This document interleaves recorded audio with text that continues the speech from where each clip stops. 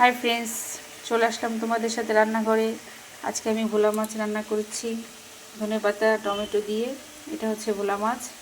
এখানে হচ্ছে ভোলা মাছের ঝোলটা হচ্ছে একটু শুকনো করে নিচ্ছি মশলা দিয়ে। আর এই হচ্ছে আলু আর বেগুন কেটে নিয়েছি। এটা হচ্ছে আমি রান্না করব কি দিয়ে জানো? এটা আমি রান্না করব লোটে শুটকি মাছ দিয়ে। কার কার পছন্দ বলো তো?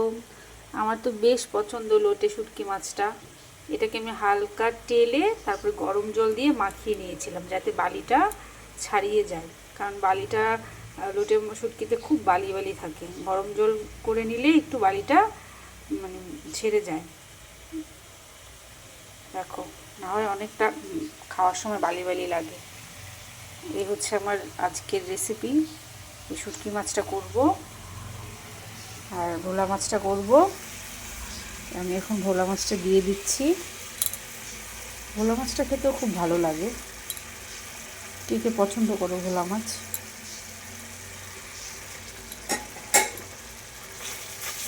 ভোলা মাছটা একটু মশলা দিয়ে কষিয়ে একটু হালকা গ্রেভি করলে খুব ভালো লাগে খেতে।